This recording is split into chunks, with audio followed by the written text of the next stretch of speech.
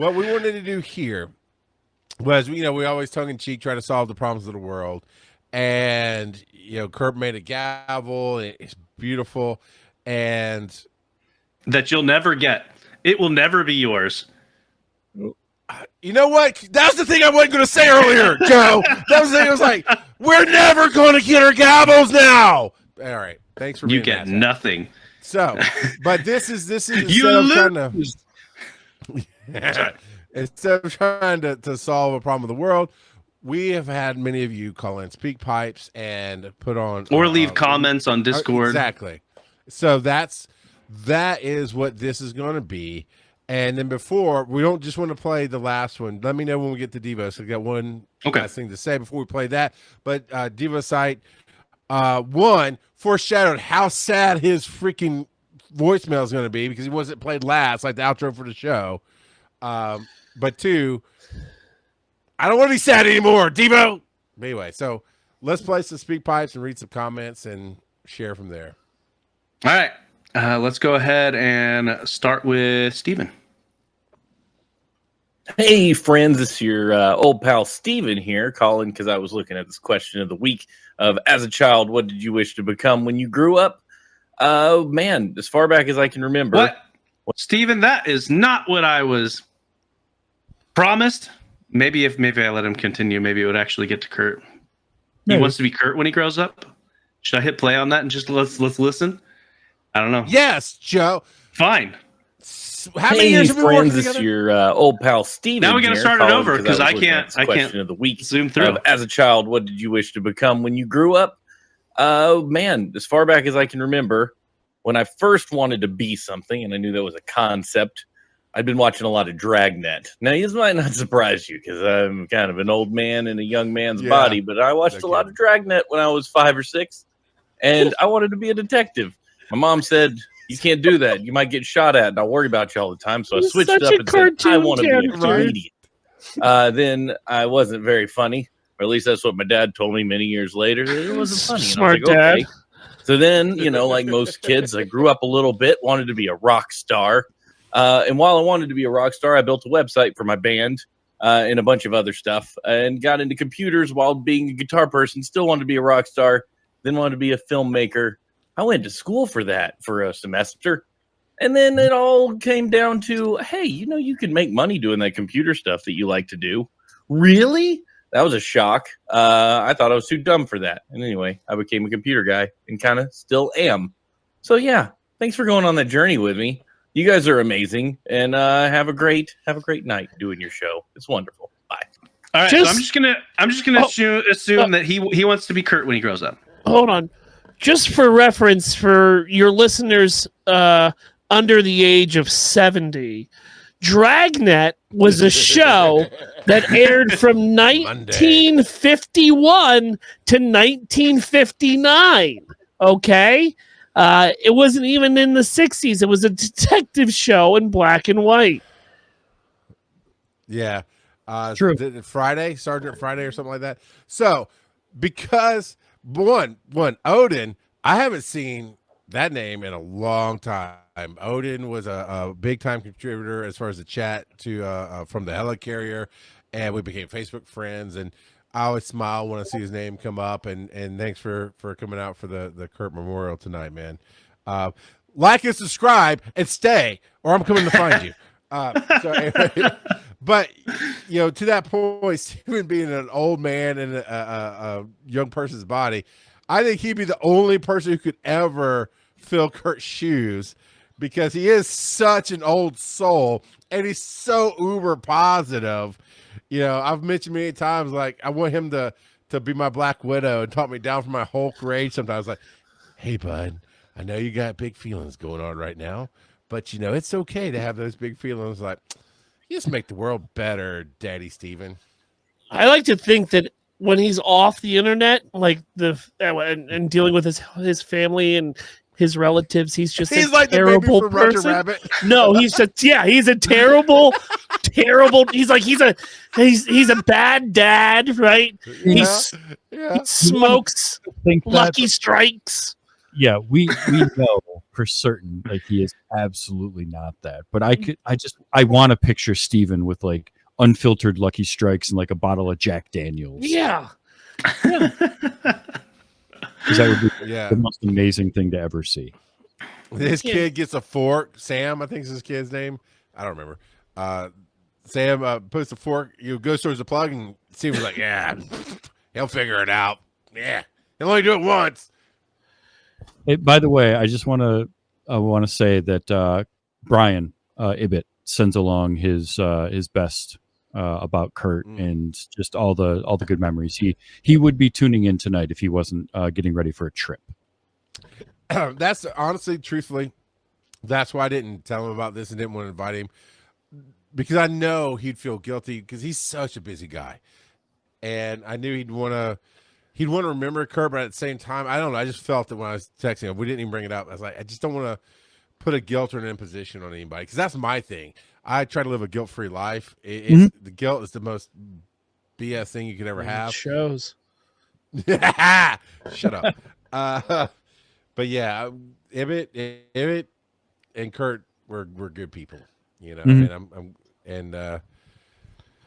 yeah, and Odin, I just give grief, man. Thank you for being in and being here tonight. No, absolutely. All right, so I guess right. what's the next thing, Joey? Well, that was thanks. Thanks for that email, Steven. You really nailed it right on the head on that one, big guy.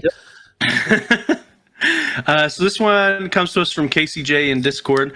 Says, I feel like I lost a friend. His wisdom and humor accompanied me on my many commutes, and it's hard to process that he's gone. Praying for his family, especially his wife. Yeah, it dawned on me like Wednesday. It took that long to realize it was Mother's Day when it happened. So that's just going to put an extra spike on everything for that family, and that sucks. And Casey's been around for a long time, and I'll be honest, I'm probably a little jealous of Kurt. He steals my limelight. Everybody loves Kurt. He steals my limelight, man. But no. But thanks, Casey. Kurt didn't have to pass away for that to happen, but we always liked Kurt more than we liked you. We're very vocal about it, bud. We don't even hide behind anything. You're just too dumb to listen, my guy. Look, I didn't want to say it. All right. God damn it! The wrong Kurt died. Oh, I get $5. Yes. Oh my! This show is a flaw. This show is stupid. Well, now that I've lost my money, I might as well go for broke. No, don't be Betty. Let's see. From the Digital Media Track Discord, Sean McKay says, he was always so kind and supportive and willing to help even the small shows and hosts. Would always stop by our stream and chat with us, even if he was the only one there. Loved him. Heartbreaking. So, to that point, I want to say, if you don't listen to me, listen to the Force Ghost that is Kurt now. There are no small shows and hosts. That is what the Digital Media Track is about. That's what all four of us is about. That's what Kurt was about. People are people, and we are creators that connect with each other, and we're always wanting to help. And Kurt was absolutely a shining beacon of that. And it just hits wrong when somebody calls themselves a small show or small podcast or unknown. You're a person. You matter. And Kurt made that an important part of his life. Yep.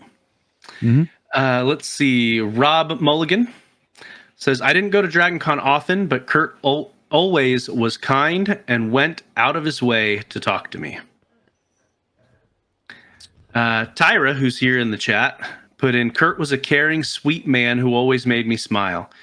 He welcomed and helped people and would drop into our live stream on occasion. He always had a great comment. Life is too short. Tell people you love them. He was short, but he always told people he loved them. So. He was surprisingly short.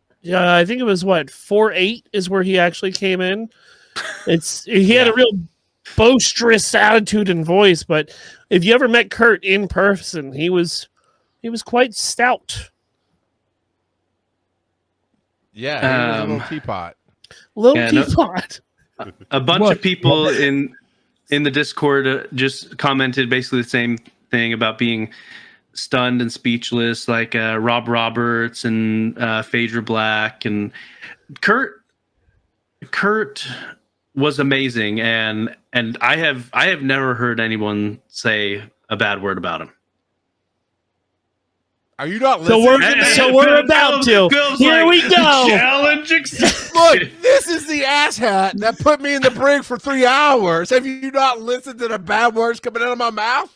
That's not a bad word. Yeah. That's not a bad thing that he did.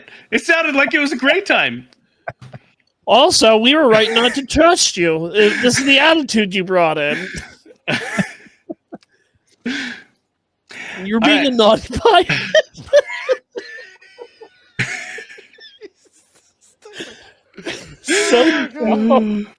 And now on to something more serious from Tyler, aka the full run through. He sent in a speak pipe about Kurt. I've already had my emotional breakdown. I'm going to try not to have one on this speak pipe, but I think I can genuinely say that just from the small interactions I've had, just from the one guest host appearance on the show alongside Kurt, that without a doubt, he was one of the kindest, most genuine people I have ever met or experienced in my life. And that's saying a lot. But if there's one thing I've learned over this past weekend from this experience and from my own personal experiences, it's that you should never have a conversation with someone that you would regret being your last conversation. Don't leave relationships, don't leave conversations, don't leave rooms without genuinely showing someone that you care about them. And I think Kurt did a great job of doing that, and I'm going to try to do it more in my own life. Gotcha. I don't know what to say to that, right? It's No, a very poignant point. Spot on. My last words to my dad were, "You dingus." So, But see, okay, to that point, really funny, though. Some of us communicate in what the world would perceive a negative way, and that's how we tell you we love you. I told my son the other day to go F himself, and he's like, "Love you too, man." And like that's that's the thing sometimes. So you telling your dad you dingus, that is a very positive thing to say. Oh no, I'm not upset about it, man. I'm pretty content with it. All right, so the only one we got left is the one from Devo site. So you wanted to say something before we play that, right? All I really wanted to say was Kurt made it, Quotey Fingers. When He made Quotey Fingers? Wow, I didn't know he was that old. Oh, we're going back to Contrary Joe. Cool. I got a couple more beers to go through, bud. Let's do this. And Phil, screw you for making me say bud all the time. You said it for like 6 months straight, and now I can't stop saying it. Saying what? Bud. You call me bud all the time. All right, bud. And now say it. Just See? Okay, bud. Travis, you're not supposed to feed the mogwai after midnight. Stop it. Okay, bud. All right. Go, bud. That's right, big guy. But see, in the South, it's for old people who don't remember their grandkids' names. They call them Bud, and it makes me feel Would you old. prefer to be called Buddy? Okay, Buddy. You are smiling. See, here's And the I'm thing. smiling because I'm drinking, but my Here's soul the is not thing, Joey. smiling right Joey, now. you got to remember, your buffer of me and Travis ain't going to be here next week, man. Oh, that's okay.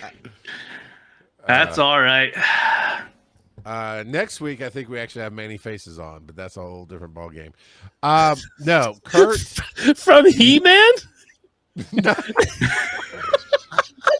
You their faces. You were able to book that dude from He-Man? Holy shit! That's a toy. great I'm pull. just gonna bring out the toy and do Kurt's voice every time he hits a button to play Kurt's voice. That little toy's gonna pop Oh, up. That's all. goodness gracious. Oh, I'm just waiting for you to stop your yapping. Oh my Fair god. enough. Oh my god. But there was some point in the last few years, and I'm pretty sure it's through the box community, that he got nicknamed Hot Gravy. Something about somebody said his voice was like hot gravy, and it just became this organic meme of him, right?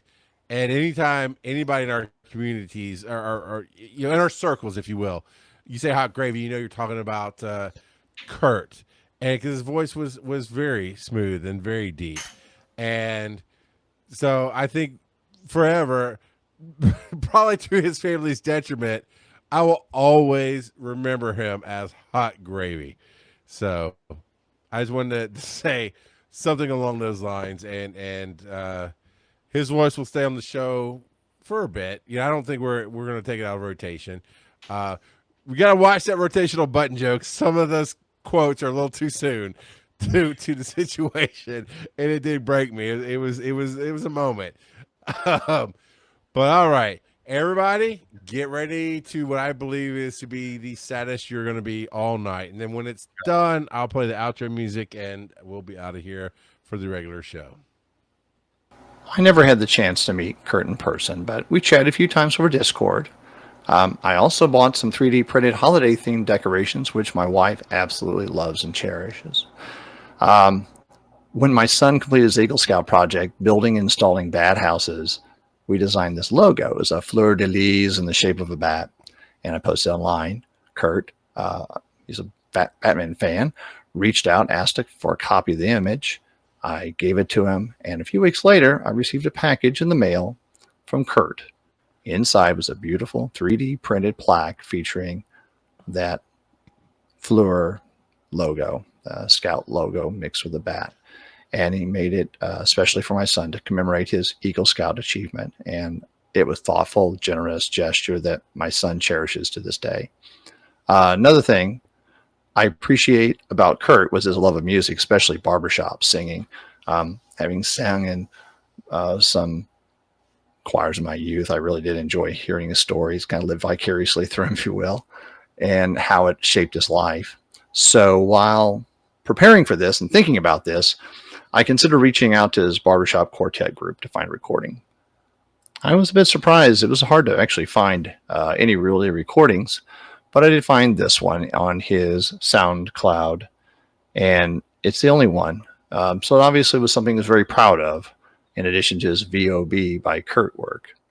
So with Joe's and Charles's permission, I'd like to close the show with this piece. As you listen,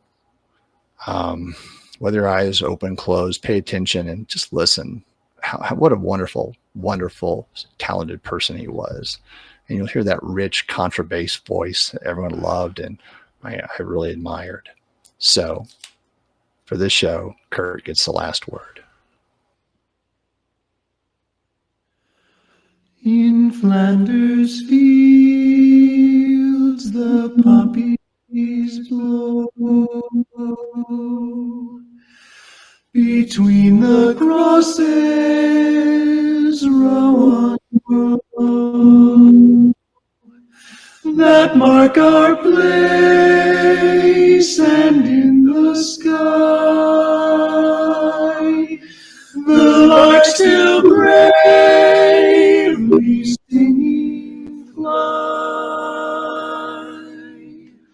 scarce heard amid the guns below. We are the dead, short days ago. We lived, felt dawn, saw sunset glow, loved and were loved, and now we lie in Flanders fields, in Flanders fields.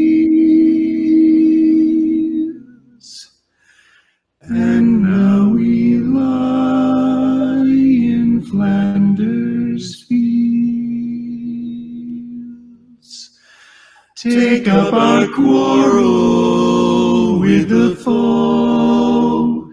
To you from failing hands we throw the torch, be yours to hold in high. If ye break faith with us who die, we shall not sleep though poppies grow. In Flanders fields we shall not sleep, though poppies grow in Flanders fields. Worst dad joke ever. See ya.